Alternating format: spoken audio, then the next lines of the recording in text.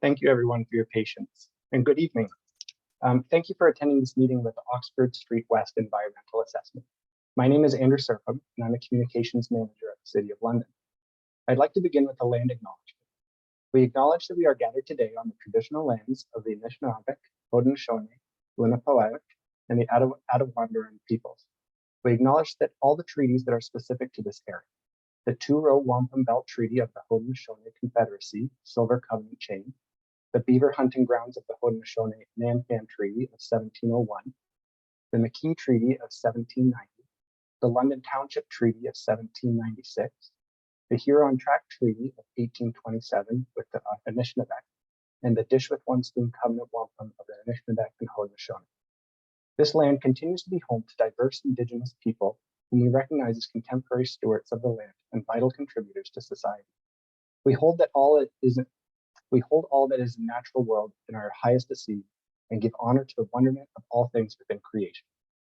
The three Indigenous nations that are neighbors to London are the Chippewas of the Thames First Nation, Oneida Nation of the Thames, and the Munsee Delaware Nation, whom all continue to live as sovereign nations with individual and unique languages, cultures, and customs.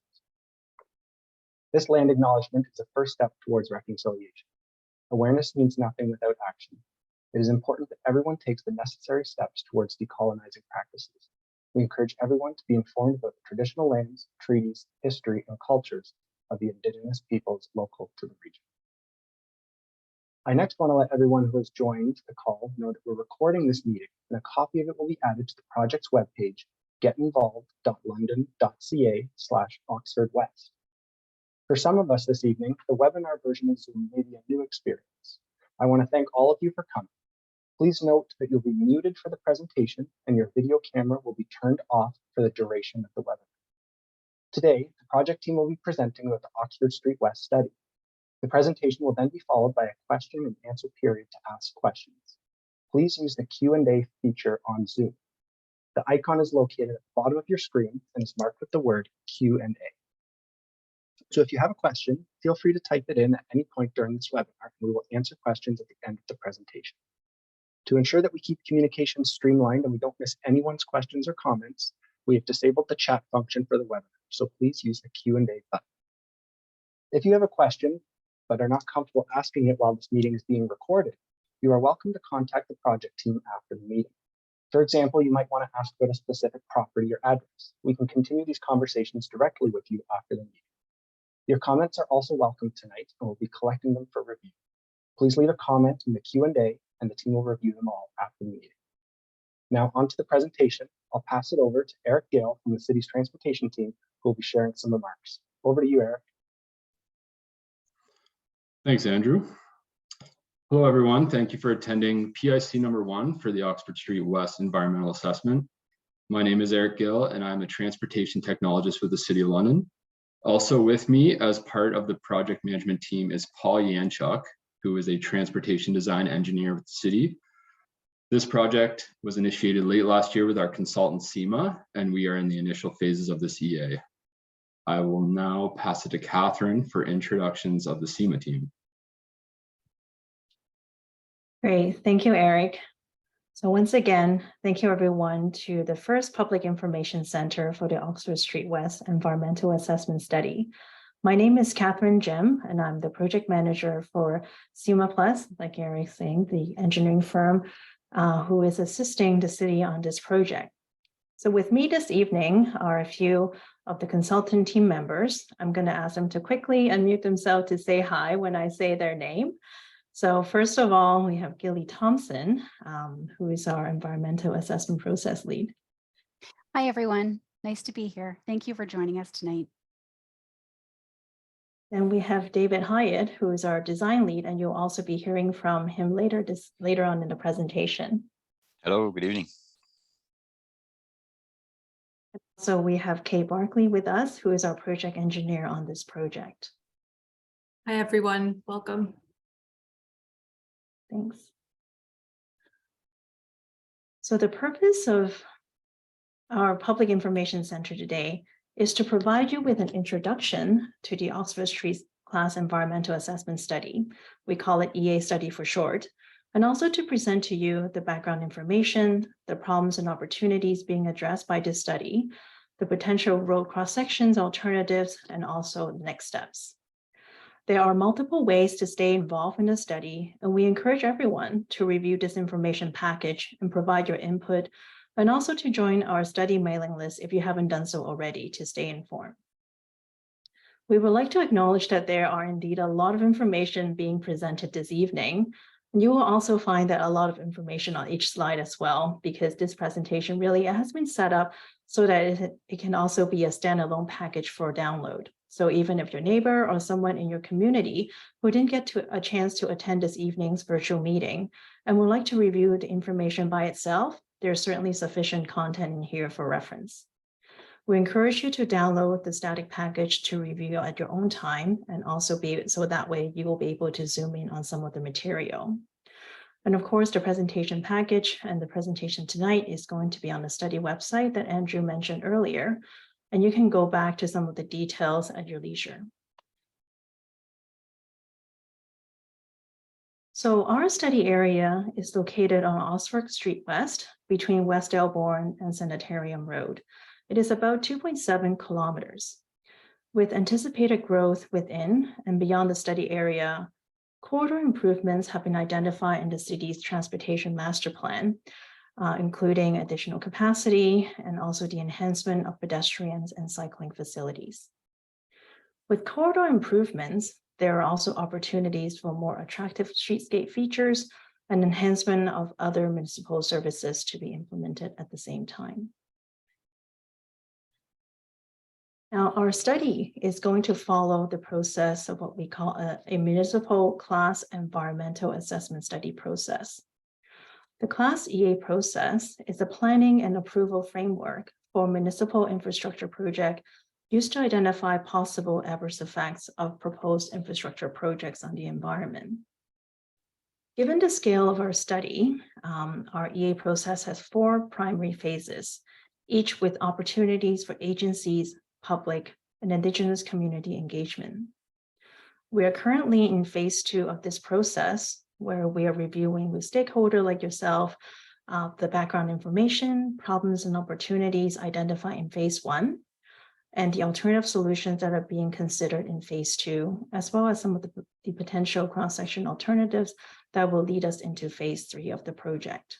You can see the little star on our slide, that's where we are. Now, based on feedback gathered through this phase 2 of the project, the preferred alternative solutions will be confirmed. And the study team will also then proceed with developing the design alternatives for analysis and evaluation. Findings from the analysis and evaluation of the design alternatives will be presented at Public Information Center 2 for feedback. At this time, that meeting is going to be planned for summer this year. Thereafter, the study will progress to preparing the preliminary design plan and other technical studies based on the preferred design alternative. And the preliminary plan will be presented at Public Information Center 3 for input. That is tentatively planned for fall 2023. And finally, in phase 4, an environmental study report will be prepared and document the study recommendations and all the decision-making process throughout. The report is going to be available for public review at the end of the study. You can see that within the first 4 phases of the project, there are multiple opportunities for stakeholders and members of the public to provide input. Now, I do want to emphasize that we're still very early on in the process and we have yet to make any design decision. Currently, the city is scheduled to begin construction on Oxford Street West in 2025 and 2031 through the different segments of the corridor. This is going to be subject to council approval and funding availabilities. Now, the basis of the study is founded on a number of planning studies already completed by the city that looks at growth overall in the city and also associated transportation needs. The next couple of slides that we're going to see here summarize the city's planning documents that we have referenced in the study, and we have picked out elements that are applicable specific to Oxford Street West. For example, the city's official plan is a blueprint for growth to 2035, And it noted that Oxford Street West is to be an urban thoroughfare street and is a cycling and walking route as well.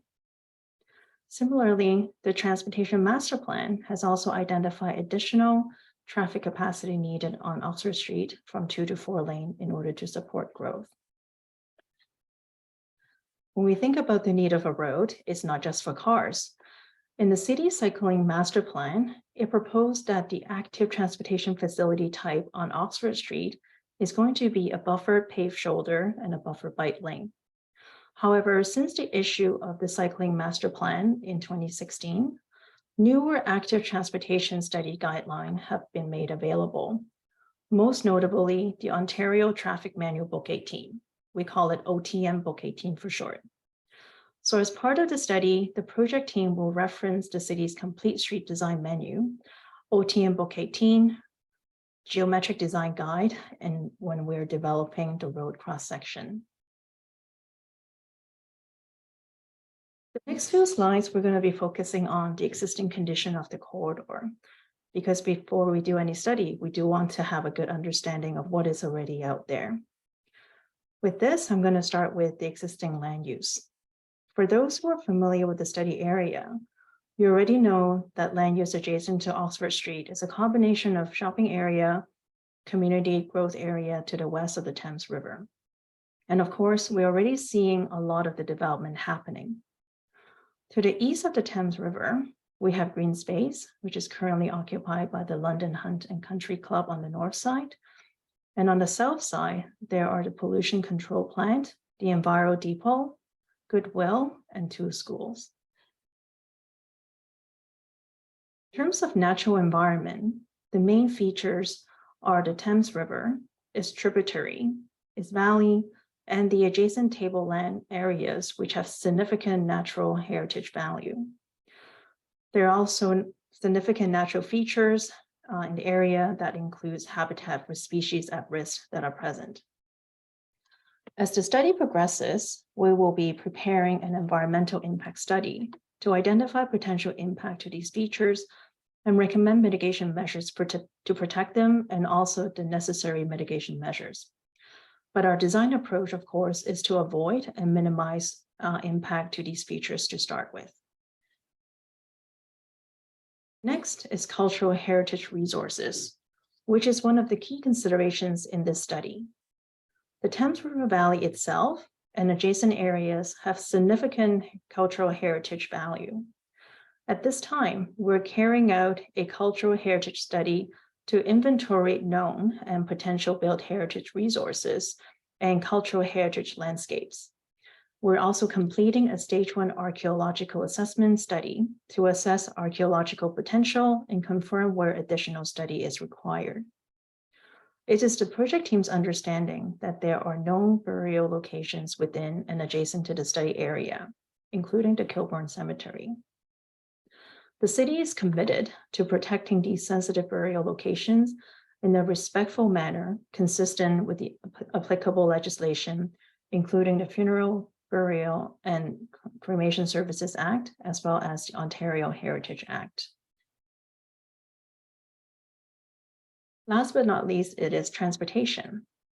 Oxford Street in the study area, as we know it, between Westdel Bourne and Sanatorium Road, is posted at 60 kilometers per hour. Currently, it has 1 lane in each direction and 4 signalized intersections at Sanatorium Road, Commissioners Road, Riverbend Road, and at Westdel Bourne. There are currently no transit routes on Oxford Street. In terms of active transportation for pedestrian and cyclists, there are segments of existing active transportation facilities along the corridor, including sidewalk, bike lanes, multi-use path, and trails.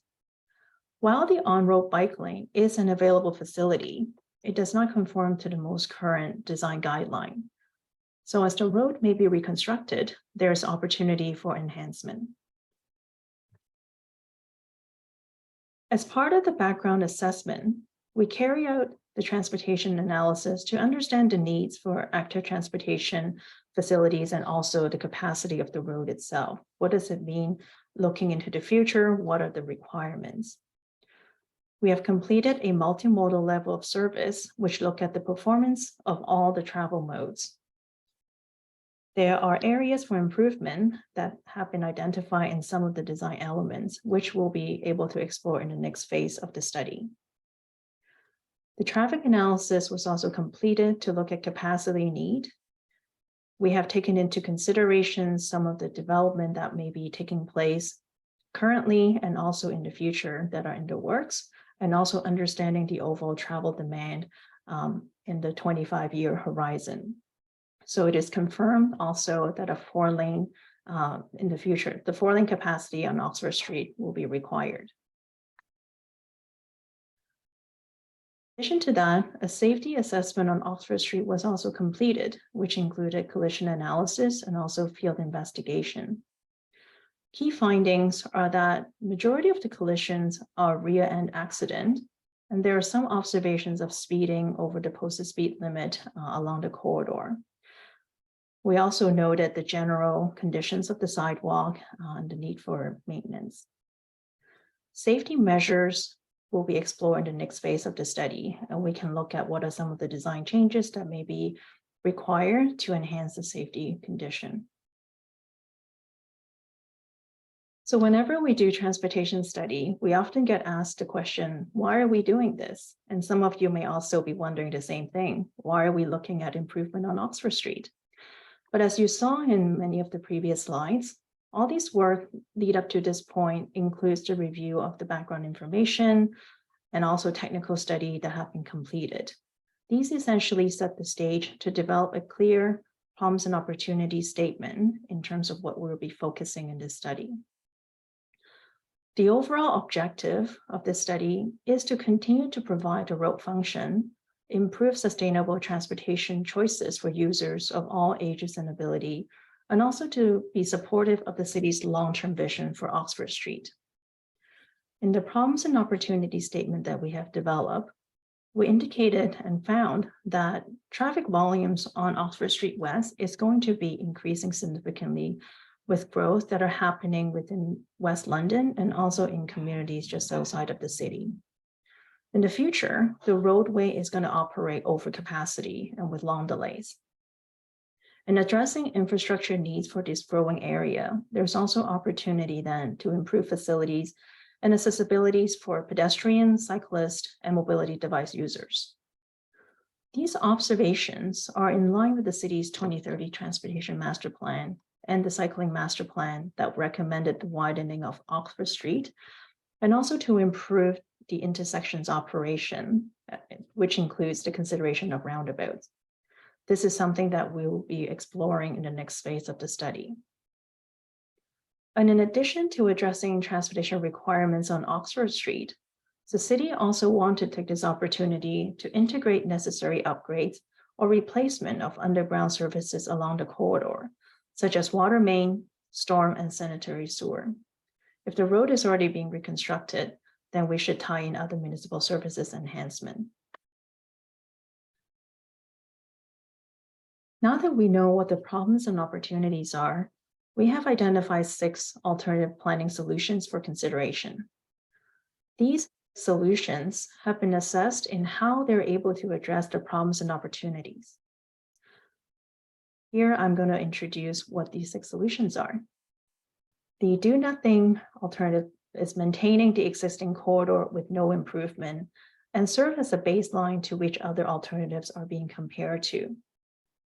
Second is managing transportation demand. This is more about changing people's travel behavior. For example, strategies that encourage people to make fewer trips, travel outside of peak periods, or use sustainable modes of transportation to reduce vehicular demand. Active transportation facility improvement is our third alternative, which will create a continuous and attractive facilities for pedestrian and cyclists. Fourth, intersection improvements, and that includes intersection reconfiguration, 2-lane centered left turn lanes, and other changes such as signal timing. Fifth is providing additional travel lanes on Oxford Street from 2 to 4 lane.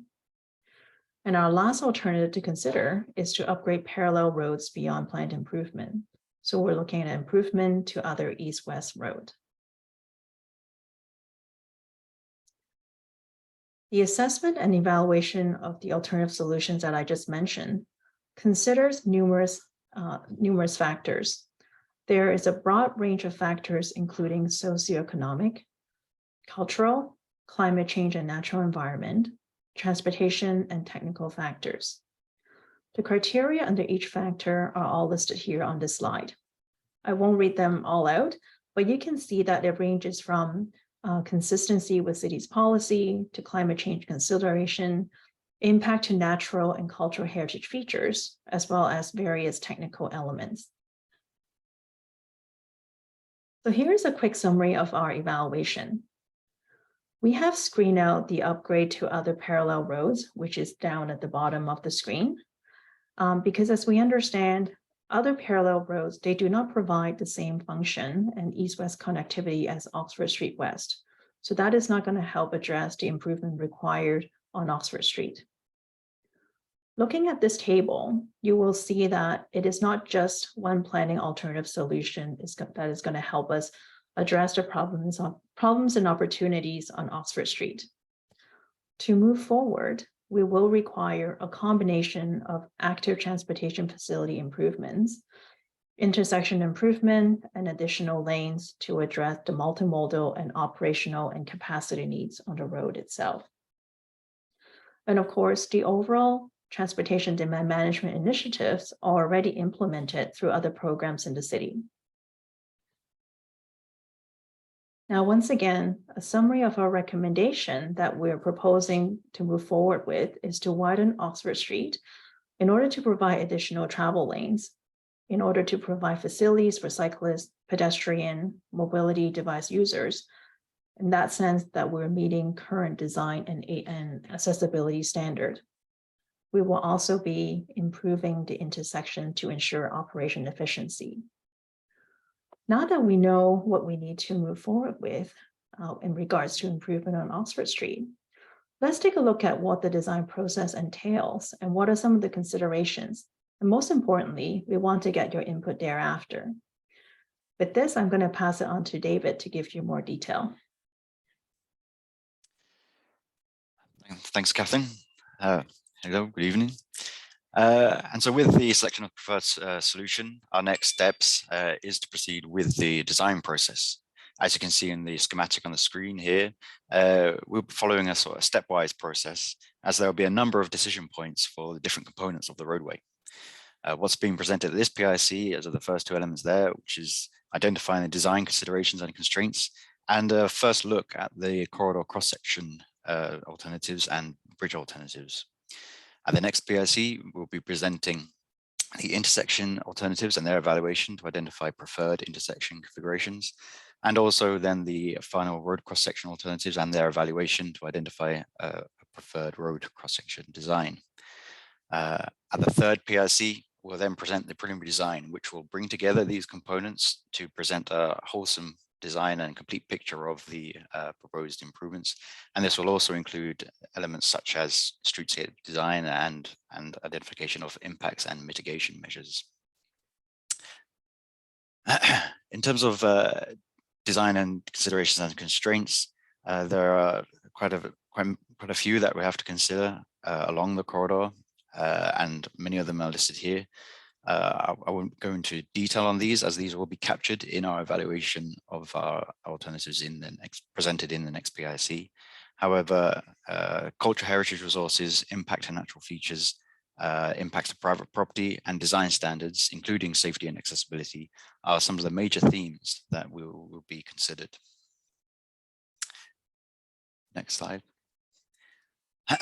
Further, for design considerations, as noted before, the Thames River is one of the most sensitive areas, both in terms of cultural and natural perspectives.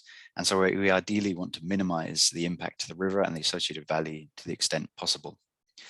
And to that end, as a first step, we have conducted a technical feasibility screening for the potential changes to the bridge. While currently provided for 2 lanes, on-road bike lanes, and a multi-use path on the south side, the existing bridge was designed to accommodate an ultimate cross-section of 4 lanes and the multi-use path on the south side.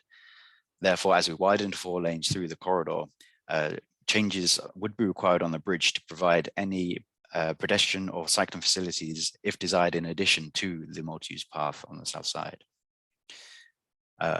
We're also conscious that the cross-section used on the bridge will also need to tie in and be compatible with the road cross-sections adjacent either side.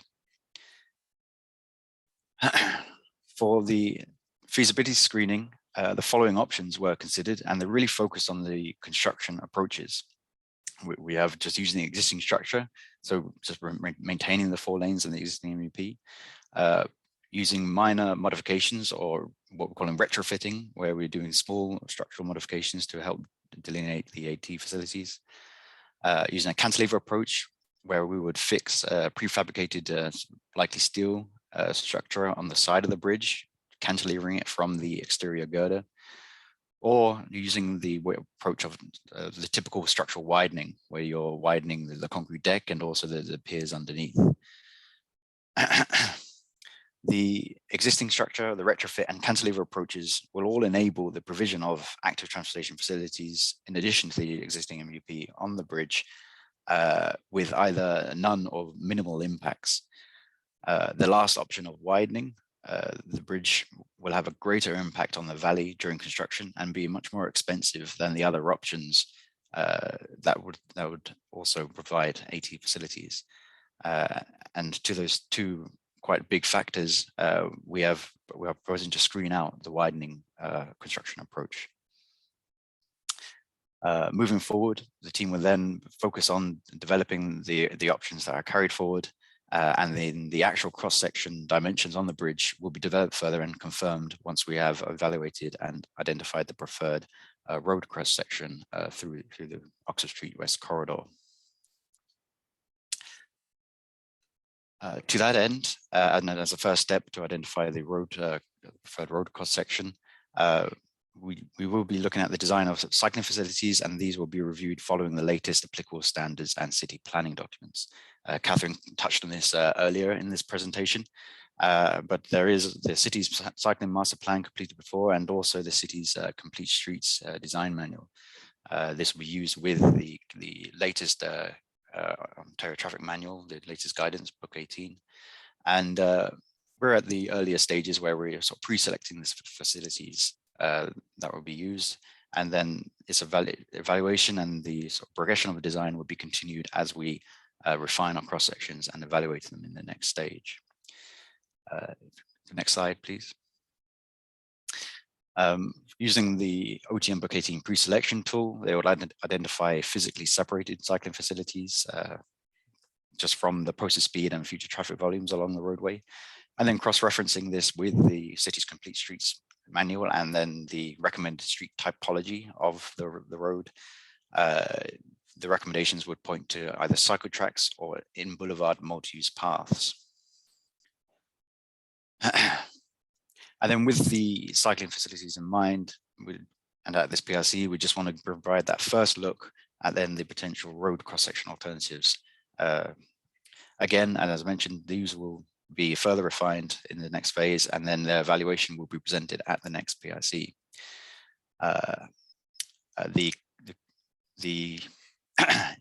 For the most part, the improved cross-section will be accommodated within the existing 36 meter right-of-way, i.e. the property within which the road is located.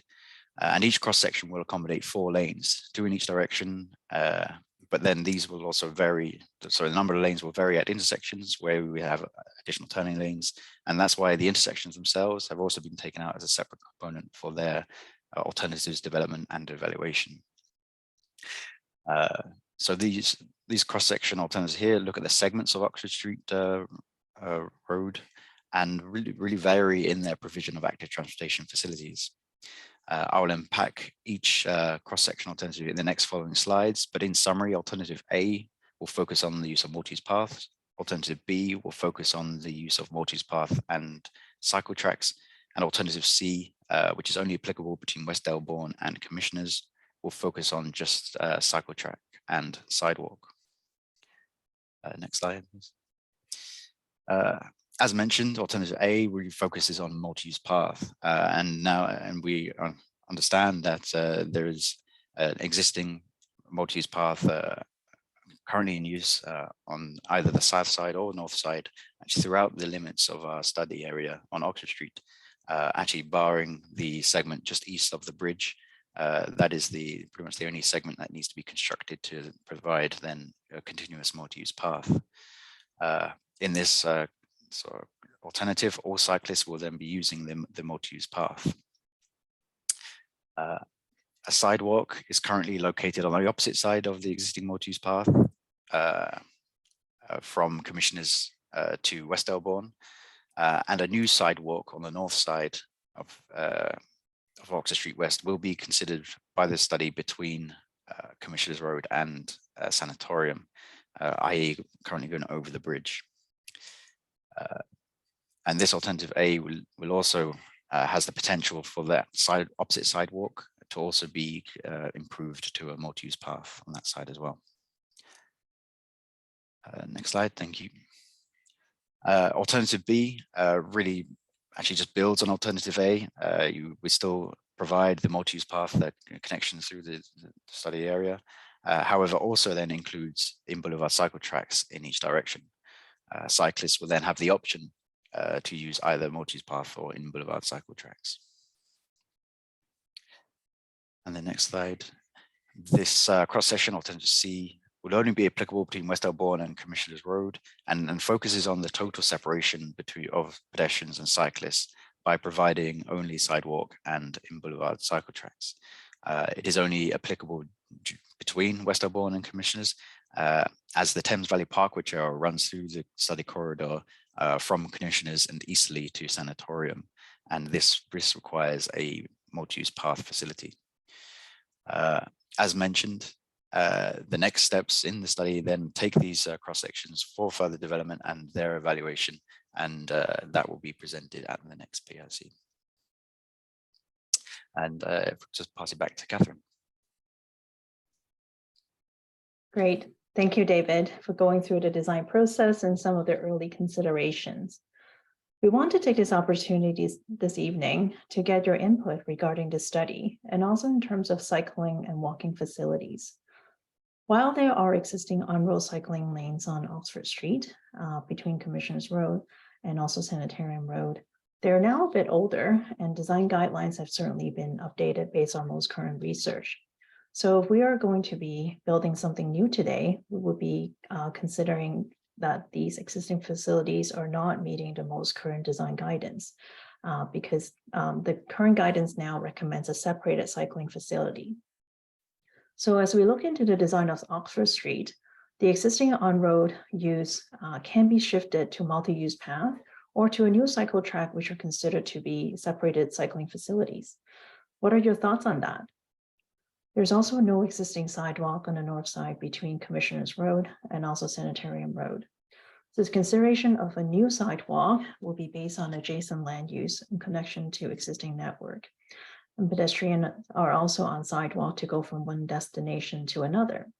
So what are your thoughts in terms of sidewalk connection being provided along Oxford Street? Now, as my last slide, I just want to remind everyone again that this presentation package will be available online, and I encourage everyone to download it from the study website that you see here. And you can also further review some of the details. We welcome your input, and if you have any questions or comments following this meeting, you can email Eric, who is our project manager at the city. And following this information center, we'll be reviewing all the feedback that we received from this evening and also from our other meetings with other stakeholders and confirm the preferred solutions. We'll be developing the design alternatives further as our next step and also assessing them as well. Next time when we come out to the public again at Public Information Center number 2, we'll be sharing with you more on the assessment and also the decision-making process of the design alternative that we'll be developing, such as intersection versus roundabout, and also evaluation on the active transportation facilities through the corridor. And of course, there's the bridge options as well. So on behalf of the project team, I want to thank you again for being here this evening and hearing our presentation. With this, I'm going to pass it back to Andrew. Thank you, Catherine. And just a reminder, everyone, this presentation is recorded and will be uploaded to the project webpage tomorrow, as well as the project slides for anyone who would like to download and review them. We have received several comments through the presentation, and I appreciate everyone submitting their feedback through the Q&A feature. If you do have comments, we are collecting them and we'll be reviewing them after the meeting. And we'll now move into a question and answer period where if you have questions about the study or the project area, we'll do our best to answer them on tonight's call as well. I do have a few questions that have come in over the course of the presentation. This first question is about pedestrian safety, particularly folks crossing the road to access trails in the area. If there is a roundabout considered in this area, how will safety be considered for pedestrians crossing the road? How will safety be addressed as part of roundabouts?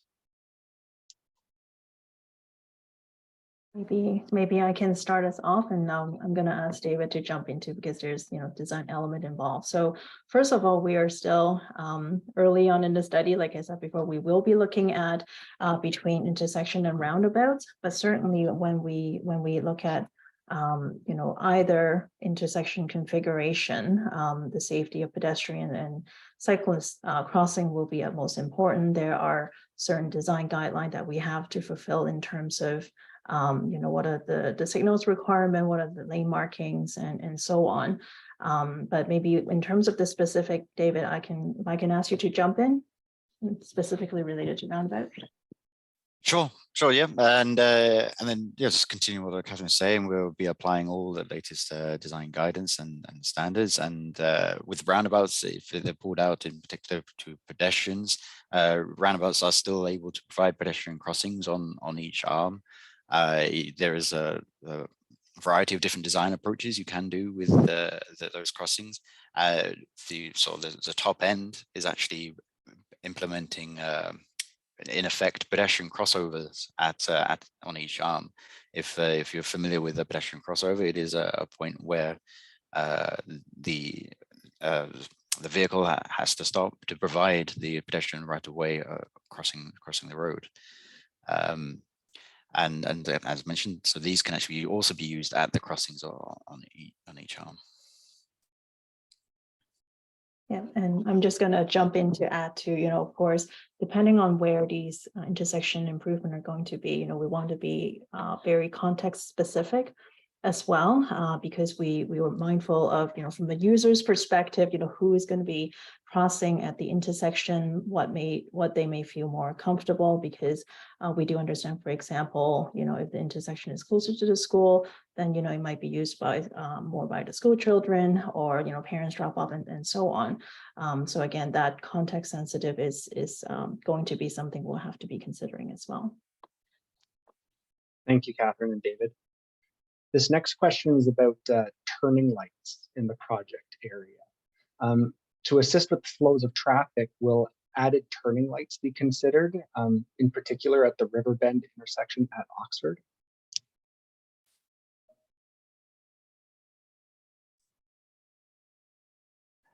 David, I can jump in there. So yes, all in all, yes. So traffic signals will be considered at River Bend, certainly. As well as at each intersection, as Catherine's saying, we're looking at either improvements to the existing signals or new signals and or roundabout options. Thanks, David. This next question is about traffic noise. How specifically will traffic noise be evaluated and its impacts on wildlife and residents adjacent to the area? And what measures may be put in place to adapt or mitigate measures related to traffic noise? Okay, so I can take this one. So as part of our study, we will be carrying out a noise assessment to take into consideration the future conditions of the road. So i.e. with the widen number of lane, taking into consideration the traffic volumes that's going to be there. And when we do noise assessment, it does account for what we call sensitive receivers location. So there are set locations that will be identifying in terms of where the modeling is going to try to project the future noise assessment or the future noise level. And the methods that we'll be following is adhering to the Ministry of the Environment, Conservation and Parks guideline, and also any noise protocol that the city may have. So we'll be comparing the future conditions without the road improvement versus with the roadway improvements, so i.e. the widening aspect, and looking at what is the change in noise level. So once it meets a certain criteria, again, basing on the ministry's guideline, we'll be looking at the consideration of noise mitigation measures. So when we say noise mitigation measures, that includes the potential of providing noise wall. So that will be reviewed in the next phase once we know what the design looks like. Thanks, Catherine. Our next question is about the cross-section alternatives that were shown. Is topography considered in these cross-section graphics? So yeah, I can jump in here. And actually just looking ahead, I'd see two other questions which I can probably answer in the same go here. I'll try. So all in all, yes, for sure, we certainly understand the lay of the land and how that will influence in terms of the AT facility and the user.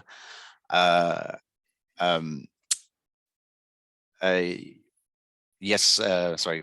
So with our cross sections, we have identified both multi-use path and in boulevard cycling, because yes, there is that can be that speed differential and interaction on multi-use paths. And we do have options in that where we with our multi-use paths, we look at improving the existing width, making them a bit wider, and then using lanes and painting to delineate sides of the multi-use path. And then, as well as with our options for in-boulevard cycling facilities, that's when the more sort of commuter or the higher speed cyclists, that's when they could be separated from the multi-use path. And we are very conscious that, yes, the Oxford Street does go down the hill, down the bridge, and there is that chance of cyclists really gaining up speed on multi-use paths for sure. There are numerous sort of mitigation measures you can do for on multi-use path and sort of cyclist facility design to really help mitigate speeds in that front. But they're all elements that will be considered and incorporated into our next evaluation when we dive deep into the cross-section themselves and compare them one against each other. Exactly these kind of questions and this input is exactly why we've brought those cross sections early into this PIC to then generate that feedback, because it'd be interesting to hear that either support or these concerns about interaction on the paths to really understand those users that are then likely to use either the cycle tracks or the multi-use path. With active transportation facilities, the user experience and user themselves is a focus. There are approaches, what was in the industry called AA design, so 3 A's, so all ages and abilities, or there's also what's called the 880 approach, if essentially it is designing the roadway and the roadway side facilities for both an 8-year-old and also an 80-year-old. So making sure everybody is considered when we're looking at these active transportation facilities. Hopefully that answers those 3 questions there about multi-use paths and pedestrians and cyclists. Thanks, David. The next question is similar, but is regarding speeds of the road. Will there be a strategy to keep speeds within the posted speed limit? So yeah, I can take that one as well. Yes, all in all, with our safety assessment, we've already identified sort of immediate improvements to help mitigate speeds. including but not limited to things like instant sort of feedback signs, you know, those speed radar feedback signs, and also other elements that can be incorporated into our design in the next phase. For example, using slightly narrower lanes with our improvements, and as well as that, as the build up of the roadside and with the boulevard, the multi-path, the active transportation facilities, the streetscaping, but all provide sort of side friction and also help in terms of reducing speed. Thank you.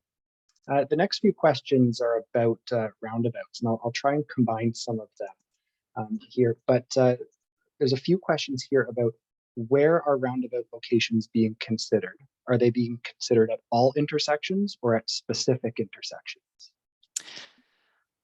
Sure, I can jump in. I'll give a bit of a spoiler alert for the next PRC as well, but basically all intersections had been considered, all the signalized intersections within the corridor had been considered, but due to various reasons, which will probably be explained in the next PIC, half were screened out, and only at Westdel Bourne Road and Oxford Street, and also Commissioners Road and Oxford Street, those two intersections have been currently carried forward as candidate locations still for roundabout, and you'll be seeing sort of their evaluation will include a comparison between a roundabout at that location versus a signalized intersection at that location. Thanks, David. And more information about future meetings will be posted on the project webpage. You can also visit that webpage at getinvolved.london.ca/OxfordWest to sign up for email updates where future meetings will be shared by email as well. The next question is, what are the plans for exit points for St. Thomas Aquinas and Matthew Hall onto Oxford Street? Exit points. Is that referring to, I assume that's referring to additional access?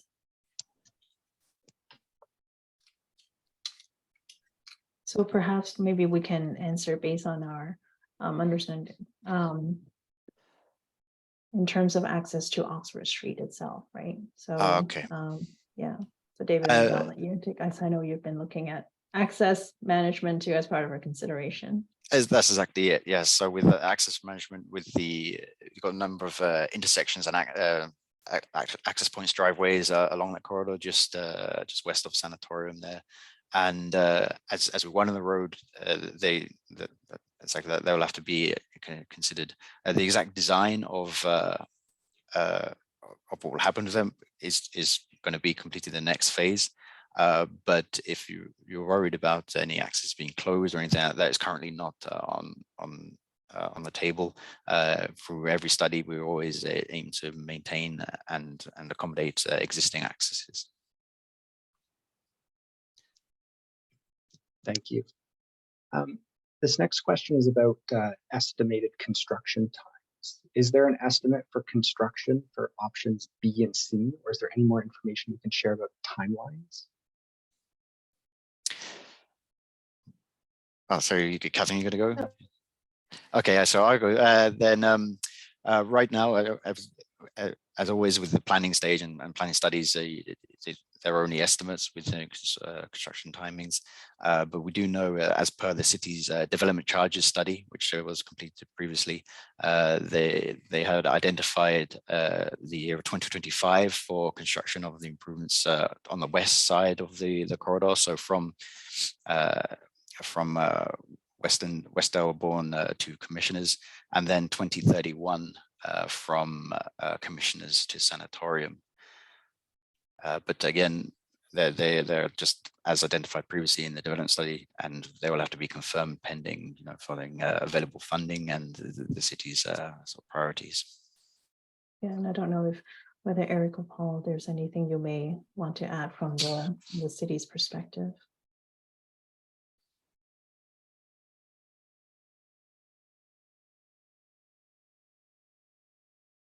Sorry, Catherine, is this still related to the timing of the construction, right? Yeah. So am I understanding is the timing, the duration of the construction or the actual timing? Andrew, could you repeat that question so I could Yeah, get a thanks, better Paul. idea? The question is what is the estimated construction time for options B and option C? I'm not sure if it's construction timelines or time frame or the actual time of construction. Yeah, I guess Duration, the sorry, it would be duration. yeah, I guess the timing was already described, right? But the duration will have to look more, into the scope of the work to determine the duration of the project. Yeah, and I see the question was clarified, right? How many months would it be estimated to take for option B or C? So I don't think at this point we can, estimate the exact timing, whether it's one construction season or two, but the whole corridor, right, from Westdel Bourne to Sanatorium will be phased, right, whether it's an intersection or in different segments. And this is something we will have to look into based on the projected traffic and how the individual improvements will work with the rest of the corridor. Thanks, Paul. This next question is about emergency access. How will a potential roundabout at Thames Road impact emergency vehicle access? Is that being considered? Yes, emergency vehicles and their access will be considered at each intersection and each sort of design improvement we do. We always ensure that the emergency vehicles will be able to physically turn into any access or intersection through any intersection. And roundabouts themselves also don't really preclude any movement to emergency service vehicles more so than any other intersection. Thanks, David. Our next question is about hydro lines. Are the hydro lines on the south side of Oxford an issue or a conflict with Riverbend and other existing buildings? So currently, right now, we're anticipating no, namely because when the Oxford Street West was constructed previously in early 2000s or so, and you can maybe see it as you walk down the roadway now. Both the existing lights and the hydro poles are set back from the roadway and closer to the actual right-of-way boundaries. With that, we're able to, we're planning to then widen the existing roadway within the space there and limit the need to relocate both the hydro line and also the existing lights to minimize any impacts and reduce costs and reduce any potential need to then widen further outside of the right of way itself.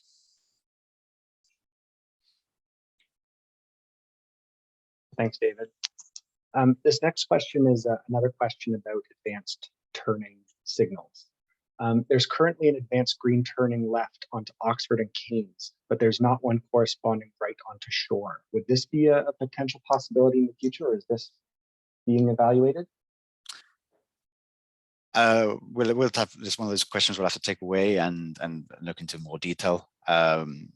But certainly with the future proposed conditions and their operations, they are still to be determined as we firm up our design.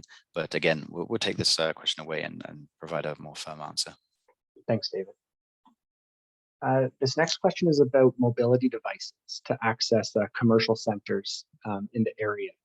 How will considerations be taken for mobility devices when planning a potential roundabout, particularly at Keynes and Oxford? Again, and similar to the question before about pedestrian crossings, because they're all being captured into the same consideration. There are elements and design approaches that can be used to help promote and provide a safe pedestrian crossings at roundabouts.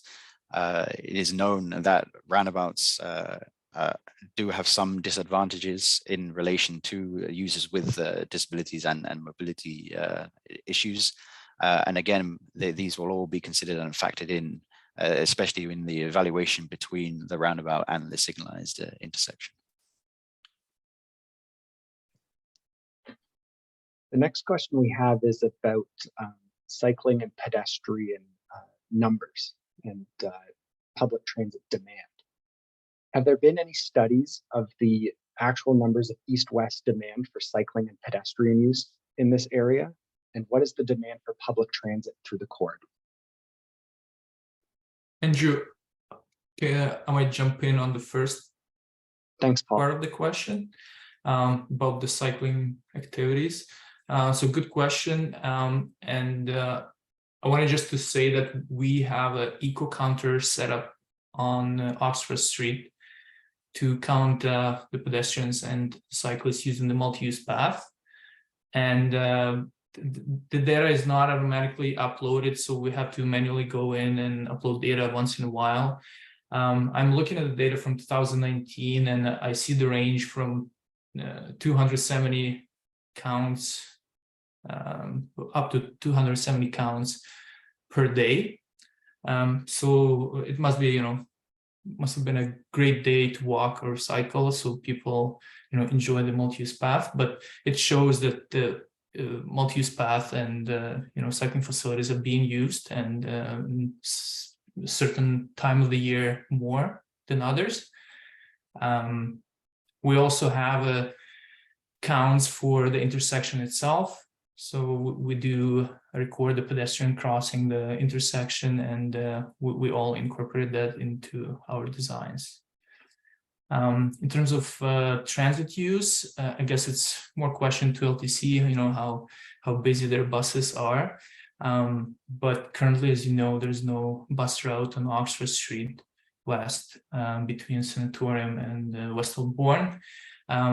Looking at their 5-year plan, LTC's 5-year plan, we don't see a new routes or increase in services along that stretch, but doesn't mean that in 20-25 years we won't see it. Great question. I like it.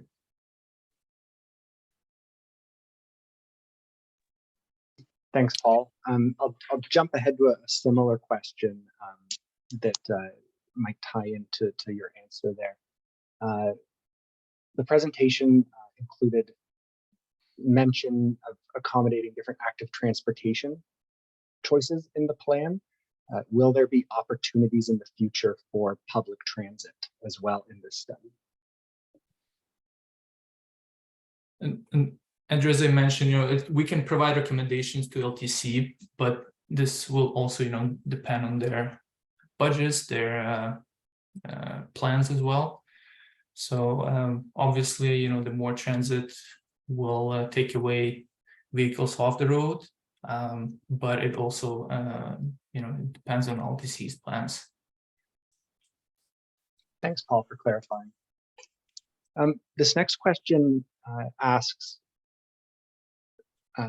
are deers running across Oxford Street being considered in this study's planning? Thanks, So Andrew. maybe I I'll can take take that one. this one. Yep. I'll just note, thanks for this question. And I'll note that I am monitoring some of the other comments and questions about wildlife in the corridor. And I love that we're receiving this information. And please provide in the Q&A or email us later and provide us with your very site-specific local information about where wildlife are active and crossing the road. We're certainly going to take road ecology elements into our planning for this project. And if you can very specifically let me know where those deer are crossing. And there's different ways we can look at this as we get more into our work and the EIS and mitigation measures. Certainly, we all know there's static signage options that tend to sort of disappear from our view the more that we use the corridor, but there may be seasonal mobile signage options and possibly fencing that we can look at through this study. So certainly we'll be taking that information back to our ecologists, engaging the city ecologists in discussion, and then we will incorporate this into the EIS. And when the EIS is reviewed, we can have more dialogue about that. So thank you for highlighting the issue, bringing the question to us. And I'll just take this opportunity to answer another question that I saw related to the EIS. And we anticipate that it will be available for review, and we'll be presenting that to committee probably towards the end of this year. Of course, we have our main field season happening just coming up. And so we will then be preparing the report and then the existing conditions component, and then the impact assessment component of that EIS will follow on us, coming up with a recommended plan for the corridor in terms of the design. So, so stay tuned. It will all come soon. Thank you. The next question we have is about how people will travel around the construction in the future. Have there been considerations or decisions yet on a construction route? Noted that there may be few alternatives in the area. Have there been considerations for routes around construction in the future? I can take this, I think, and namely, there not any considerations for any detours or other routes as of yet, just because we haven't got to that stage yet. But in the future, with a preliminary design, we will consider construction, what we call construction staging, i.e., how we will build this and then how we will build it with minimal impacts to the existing traffic. With this project and with widening or capacity expansion projects, there is always the inherent advantage in that you're building out, you're widening, and so there's always opportunities to sort of widen and construct to one side while you're maintaining traffic on the other, and then flipping over when you're then building on the other side of the road. That enables you to then keep traffic flowing through the road while you're still constructing on it. There will, of course, will be sort of slowdowns and intermittent disruptions due to the construction, but the aim will be to maintain traffic on the road. Thanks, David. Our next question asks, how will this study tie in with the roundabout at Oxford and Gideon? Are there any decisions from this study contingent on the roundabout and vice versa? I can jump in again. There's no sort of decisions contingent on each other on that. However, it is certainly a consideration, and it's something we will be designing to integrate with. Our design will continue the 4 lanes to then tie into the lanes and the lanes configuration as they approach the Gideon roundabout as well. Thank you. Our next question is, how will the community be notified when it comes to future public information sessions, and will it be done in person? I can share that we would continue to post and share information about future engagement opportunities on the City of London's social media web pages, as well as the project web page. On the project web page, you can also subscribe for email updates where we will send emails about future engagement opportunities.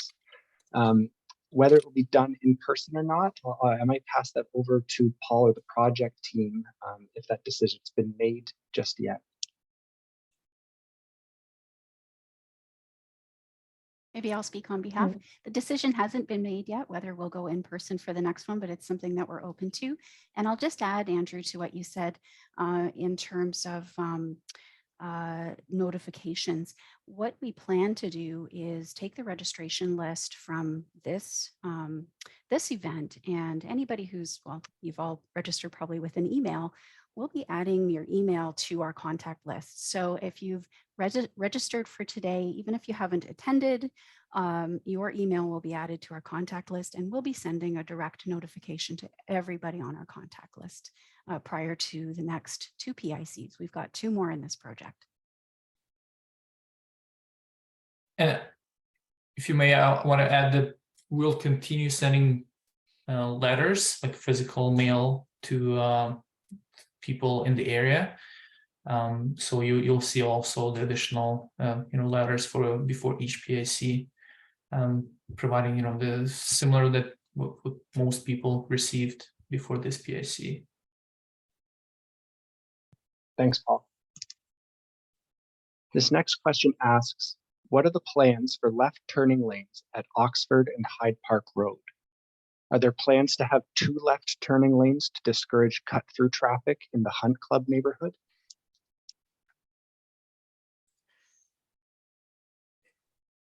Maybe. Yeah. Yeah, so I think the Hyde Park Road intersection is outside of our study area. It's to the east of Sanatorium intersection. Mhm. And so we can't, I don't think we can immediately answer that unless Paul or Eric, you can speak to any other future plans or studies that may be happening at the intersection. Nothing that I'm aware of. And the question was the left turn lanes on Hyde Park, right? Or Oxford? Just trying to find the question. Left turning lanes at Oxford and Hyde Park Road.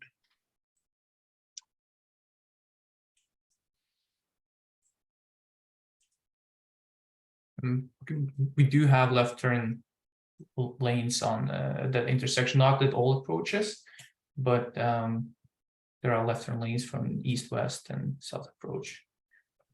So maybe if person can clarify the question, we could answer offline. Or Thanks. I'll keep an eye out if there's a clarification.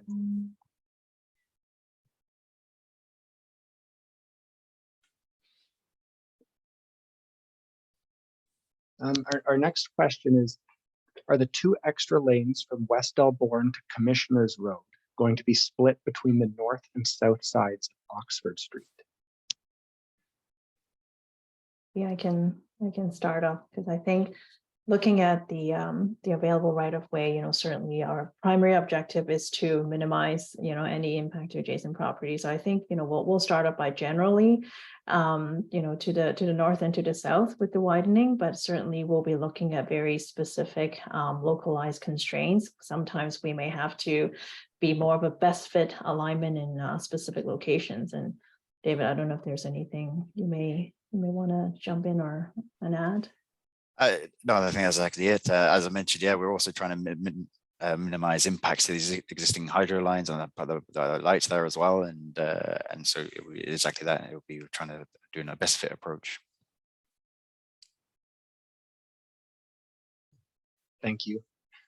We are winding down on the amount of questions we have in the Q&A.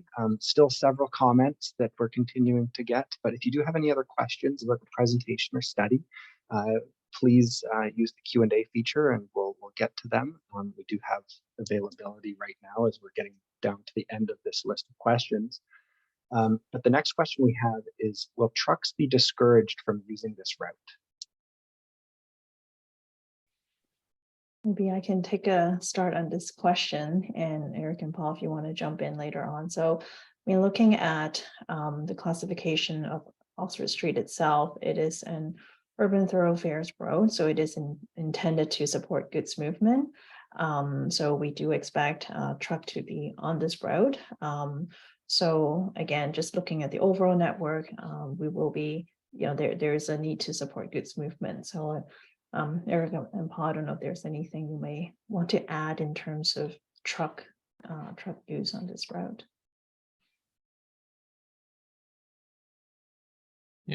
Yeah, thanks, Catherine.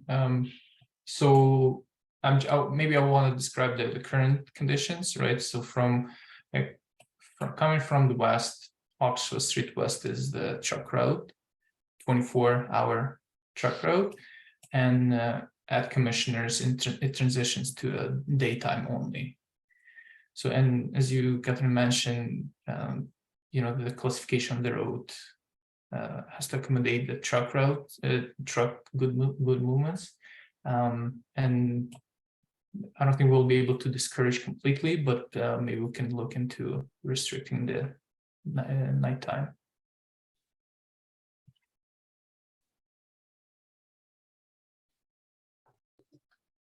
Thanks, Paul, and thanks, Catherine. We don't have any more questions in the queue at the moment. If anything else comes to mind, please feel free to contact the project team.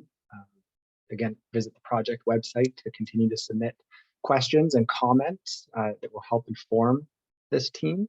And we'll continue to provide updates through that webpage and mail-in letters and other updates about future meetings and feedback opportunities.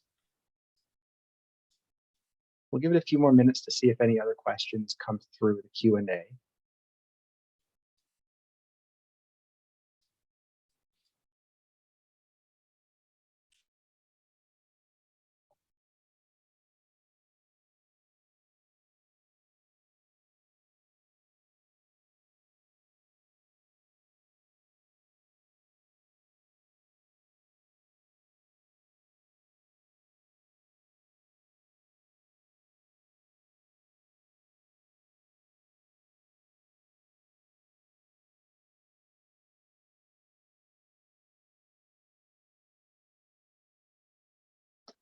We do have a question that's come in about safety barriers along the bridge. Are these being considered in the study area? Safety barriers for pedestrians along the bridge. David, I'll let you jump in on that. I know that's one of the consideration with the structure team. Yes, it's like that. So yeah, barriers will be provided on the bridges in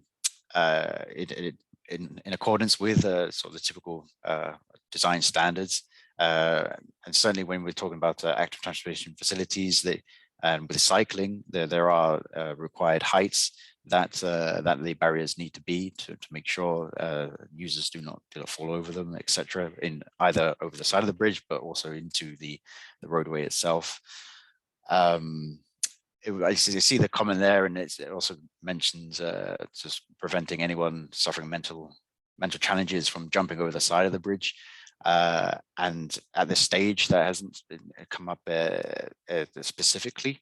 And it could be sort of considered later, though I'm not too sure it will be.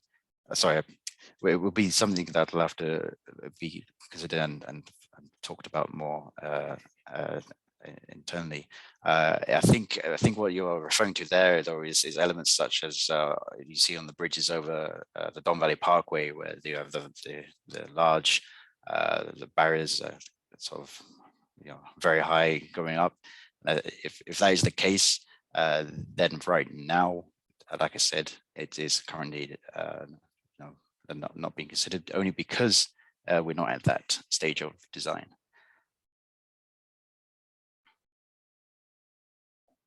Thanks, David. Our next question is about the Canes Woods Park.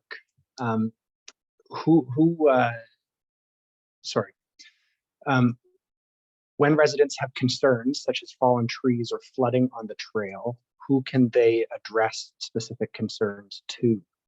This question might not be for the project team, but if you're able to put your email into the Q&A, we'll be able to follow up with you afterwards with more information for this question.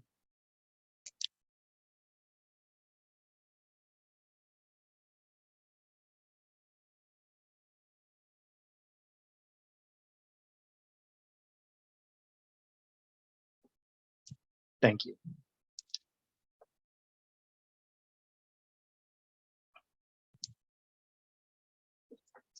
So as we're winding down tonight, I want to thank everyone for joining us this evening for this presentation and conversation, helping answer questions. As we begin to end, I want to pass it over to Catherine, the project team. Are there any final remarks tonight to share with the group before we end? So quickly, once again, just wanted to, on behalf of the project team, thank you everyone for attending our meeting this evening. Thank you for your attention, and thank you for listening to some of the project details. And once again, we encourage you to have a closer look at the presentation material, download it. Let us know if you have any questions, provide us with your comment. We would love to hear from you, so that will help us proceed to the next stage. Thank you, everyone. This concludes our webinar, and we look forward to continuing the conversation with you in the future. Thank you and have a great evening.